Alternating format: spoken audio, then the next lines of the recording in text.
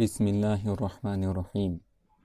সুপ্রিয় শিক্ষার্থীবৃন্দ, আমার আজকের ক্লাসে তোমাদেরকে স্বাগতম।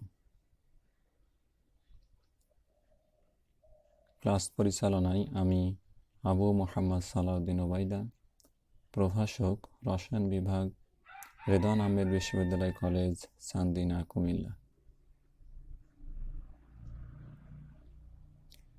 আমাদের আজকের ক্লাসের আলোচনার বিষয়বস্তু হল রাসায়নিক সাম্যাবস্থার উপর চাপের প্রভাব।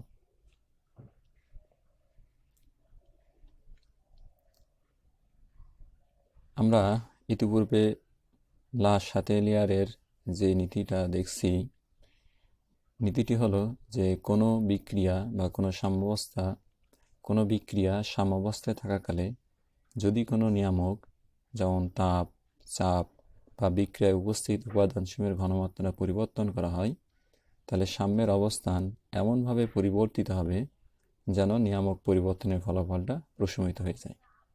অর্থাৎ একটা রাসায়নিক সাম্যাবস্থার উপরে যদি চাপ পরিবর্তন করা হয়, তাহলে সাম্যাবস্থা ডানে কিংবা বামে স্থানান্তরিত হয়ে চাপ পরিবর্তনের ফলাফলটি প্রশমিত হবে। এখন সাম্যাবস্থার উপর চাপের প্রভাব শুধুমাত্র গ্যাসীয় বিক্রিয়ক বা উৎপাদের ক্ষেত্রে কার্যকর হয়।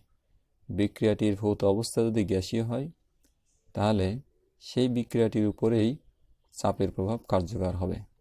যদি বিক্রিয়াটির ভৌত অবস্থা গ্যাসীয় না হয়, বিক্রিয়ক বা উৎপাদ সমূহে যদি গ্যাসীয় না হয়, তাহলে সেই বিক্রিয়ার উপরে চাপের কোনো প্রভাব থাকবে না। এখন কোনো বিক্রিয়ার উপরে যদি চাপ প্রয়োগ করা হয়, তাহলে দেখা যাবে যে বিক্রিয়াটি যেই দিকে গেলে পারে, ডান অথবা বামের যেদিকে গেলে আয়তন কমে যায়, সাম্যাবস্থা সেদিকেই যাবে। আবার যদি একটা রাসায়নিক সাম্যাবস্থায় উপরে চাপ হ্রাস করা হয়, তাহলে যেদিকে গেলে আয়তন বাড়বে, বিক্রিয়াটি সেদিকে যাবে। আর যদি বিক্রিয়ায় বিক্রিয়ক এবং উৎপাদের মধ্যে আয়তনের কোনো পরিবর্তন না হয়, তাহলে সেক্ষেত্রে বিক্রিয়াটির উপর চাপের কোনো প্রভাব থাকবে না। এখন আমরা এই বিষয়গুলোর উপর ভিত্তি করে একটা রাসায়নিক বিক্রিয়াকে তিন ভাগে বিভক্ত করতে পারি। এর প্রথমটি হলো যে সকল বিক্রিয়ায় আয়তনের সংকোচন হয়। আয়তনের সংকোচন বলতে বোঝায় যে বিক্রিয়কের ক্ষেত্রে যে পরিমাণ আয়তন থাকবে, উৎপাদের ক্ষেত্রে তার থেকে কম পরিমাণ আয়তন উৎপন্ন হবে। সেটা হলো আয়তনের সংকোচন বা হ্রাস। যেমন এখানে একটি উদাহরণ দেওয়া আছে, বিক্রিয়ার ক্ষেত্রে বিক্রিয়ক A প্লাস B ইকুয়াল উৎপাদ C। তাহলে এখানে দেখা যাচ্ছে যে এখানে বিক্রিয়কের ক্ষেত্রে মোট 2 মোল বিক্রিয়ক বিক্রিয়ায় অংশ নিয়েছে, A 1 মোল এবং B 1 মোল, মোট হলো 2 মোল। অপরদিকে উৎপাদ উৎপন্ন হয়েছে মাত্র 1 মোল। তাহলে দেখা যাচ্ছে যে 2 মোল বিক্রিয়ক থেকে 1 মোল উৎপাদ উৎপন্ন হয়েছে।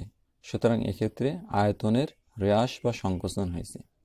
এই সকল ক্ষেত্রে যখন আমরা বিক্রিয়াতে চাপ প্রয়োগ করব, তখন চাপ প্রয়োগ করার কারণে বিক্রিয়াটা যেই দিকে গেলে আয়তনের হ্রাস হবে, বিক্রিয়াটি সেই দিকে যাবে। তাহলে দেখা যাচ্ছে যে বিক্রিয়কের ক্ষেত্রে 2 মোল আছে, সুতরাং এখানে 2 মোল থেকে বিক্রিয়াটি যদি সামনের দিকে যায়, তাহলে এক্ষেত্রে আয়তনের হ্রাস হয়। অর্থাৎ একটা রাসায়নিক বিক্রিয়াতে চাপ প্রয়োগ করলে পারে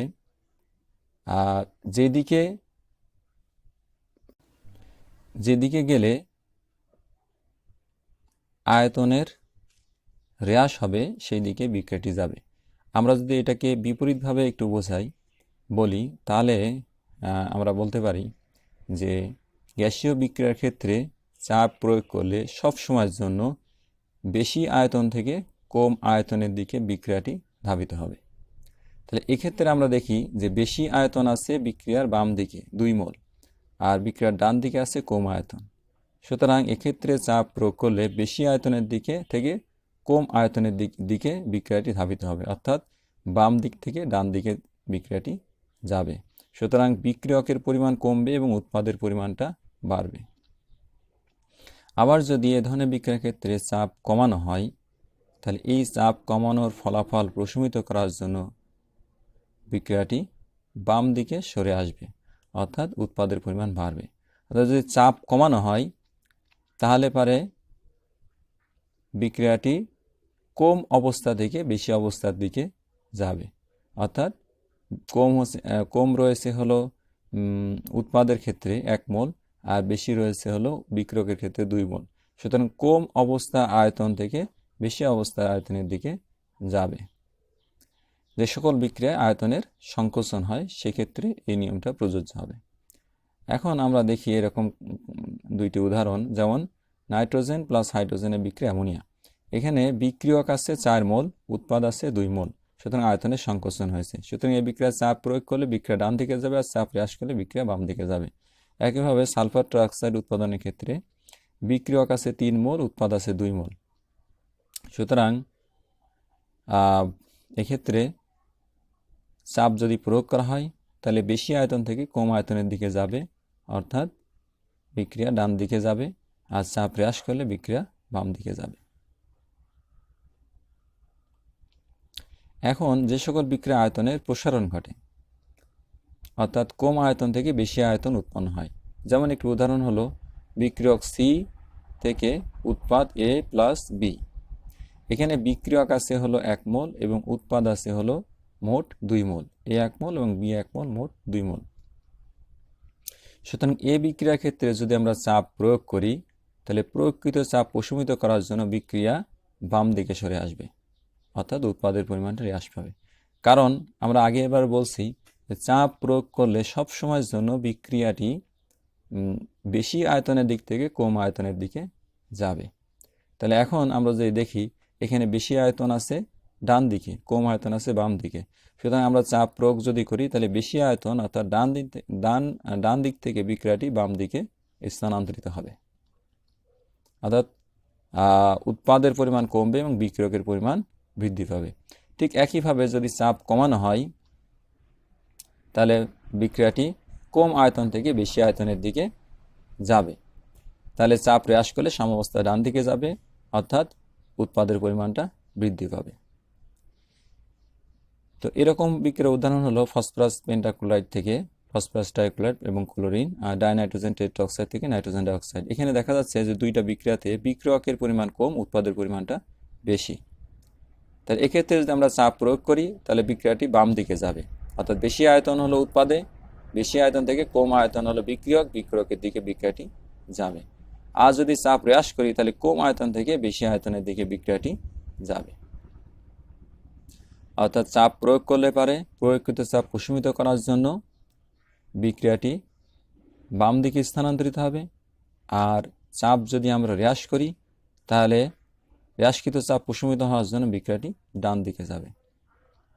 এরপরে হলো যে সকল বিক্রিয়া আয়তনের কোনো পরিবর্তনই হয় না, সে সকল বিক্রিয়ার ক্ষেত্রে চাপের কোনো প্রভাব কার্যকর থাকবে না, অর্থাৎ এদের সাম্যাবস্থার উপর চাপের কোনো প্রভাব নেই। যেমন এখানে 2টি উদাহরণ দেওয়া আছে। এখানে দেখা যাচ্ছে যে উভয় উদাহরণের ক্ষেত্রে বিক্রিয়ক আছে 2 মোল এবং উৎপাদও আছে 2 মোল করেই। সুতরাং এক্ষেত্রে চাপ প্রয়োগ করলে পারে বিক্রিয়াটির সাম্যাবস্থার উপরে কোনো প্রভাব রাখবে না, অর্থাৎ বিক্রিয়াটি ডান বা বাম কোনো দিকে স্থানান্তরিত হবে না। তো এটাই হলো আমাদের আজকের ক্লাসের আলোচনার বিষয়বস্তু। ইনশাআল্লাহ আমরা পরবর্তী দিন রাসায়নিক সাম্যাবস্থার উপর ঘনমাত্রার প্রভাব বিষয়টি নিয়ে আলোচনা করব। আল্লাহ হাফেজ। আসসালামু আলাইকুম ওয়া রাহমাতুল্লাহ।